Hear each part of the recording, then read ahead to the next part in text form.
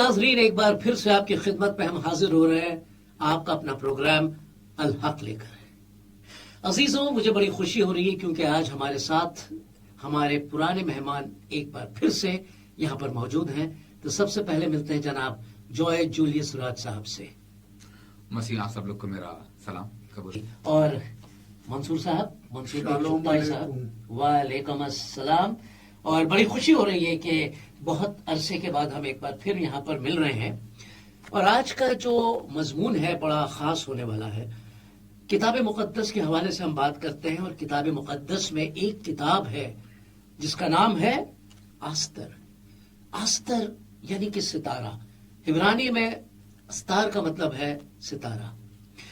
तो ये एक ऐसी खातून की कहानी है जिसके बारे में हमें जानना बहुत जरूरी है। और खासतौर से हम देखते हैं कि किताब मुकद्दस में दो ऐसी किताबें हैं जो खातूनों के नाम पर है।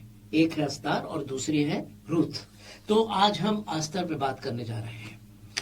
जी हाँ, ये बात है बहुत पुरानी, एक कदीम कहानी है फारस की, यानी कि प्रेजेंट डे ईरान जिसे हम कहते हैं, आज का ईरान।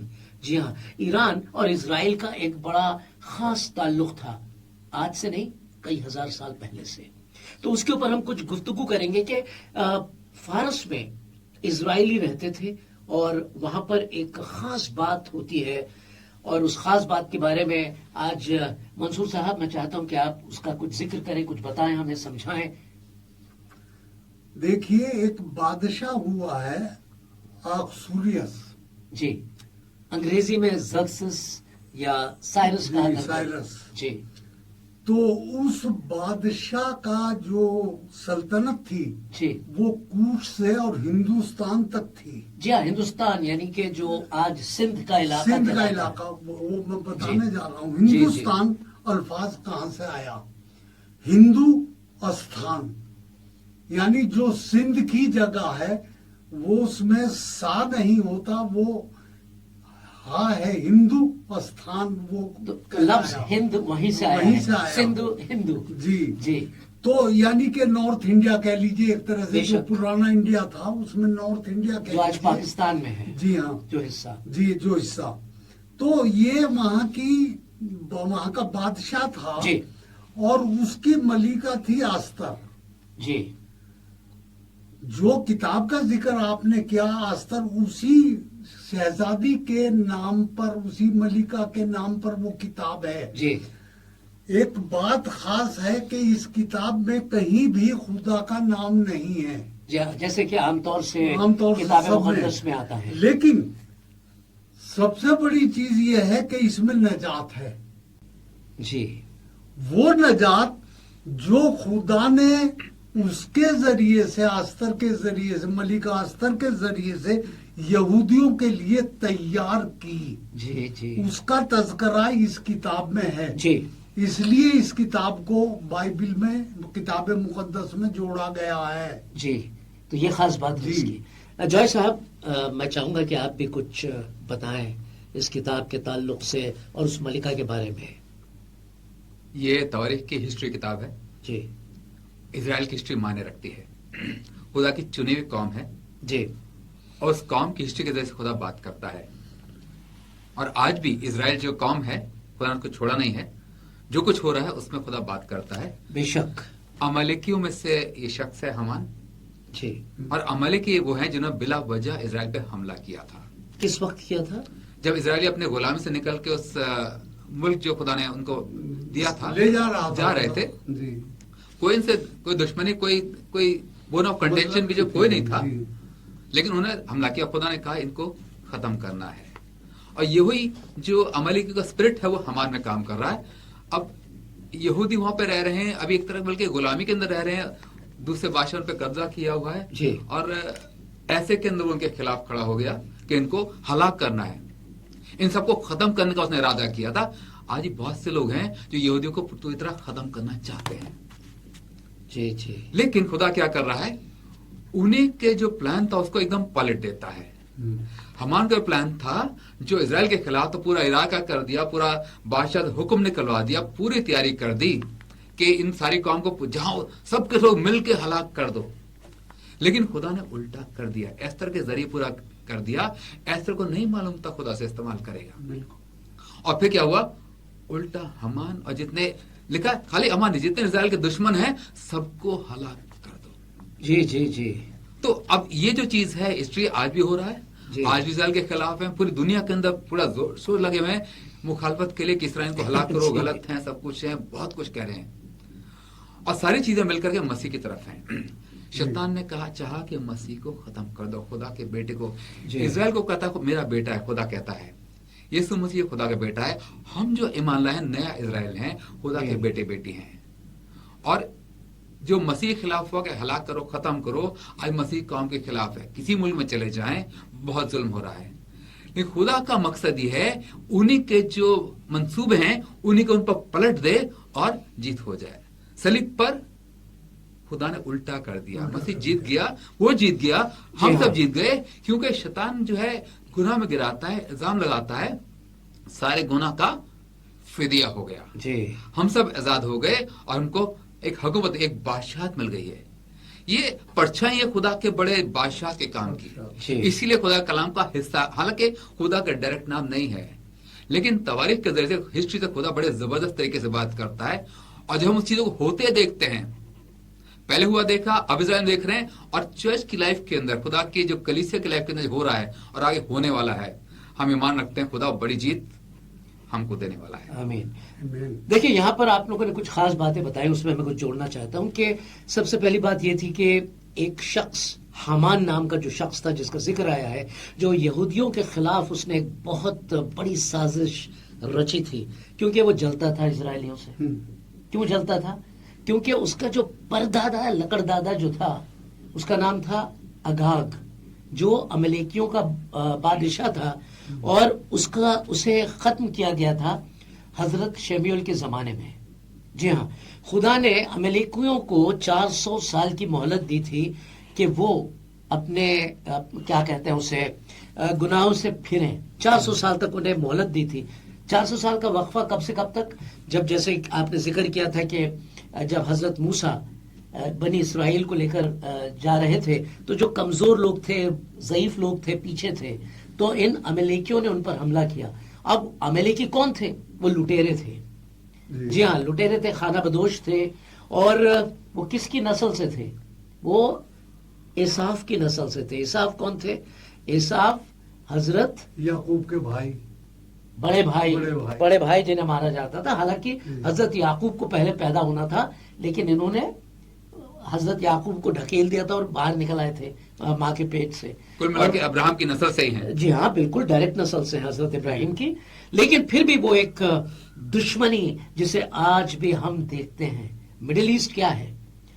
देखिए साहब, ऐसा है कि अगर हम अक्सर बातें करते हैं बड़े बड़े जंगों की, अलग अलग मुल्क हैं, अलग अलग मुल्कों ने उन जंगों का तस्करा किया है, उसे उन्होंने एक मजहब की किताब बना दिया है। लेकिन असल में अगर देखा जाए, जो एक मैं कहूंगा उसे हम क्या कहते हैं, महायुद्ध, यानी एक वर्ल्ड वॉर जो हो रहा है, आज भी जारी है कई हजार सालों से। वो अमलेकियों या और जो दूसरे थे मोआबी, जो भी थे, उनके बचे कुछ वो आपस में मिल गए हैं, और वो सारे के सारे लोग इजराइल के ऊपर हमेशा हमला करते रहते हैं। अगर आप देखेंगे तो तारीख को, मैं किसी की तनकीद नहीं कर रहा हूं, मगर किताब मुकद्दस के हवाले से हम बताना चाहते हैं कि खुदा बनी इस्राइल के साथ है। हकीकत है कि नहीं? ये एक हकीकत है। आज भी आप देखिए, दुनिया जो है बरखिलाफ है इजराइल के, खामखा। उसकी वजह से क्या हो रहा है? सारी की सारी आफत उन पे ही आ रही है, पलट कर आ रही है, अपने आप को खत्म कर रहे हैं। क्यों कर रहे हैं? क्योंकि दुश्मनी।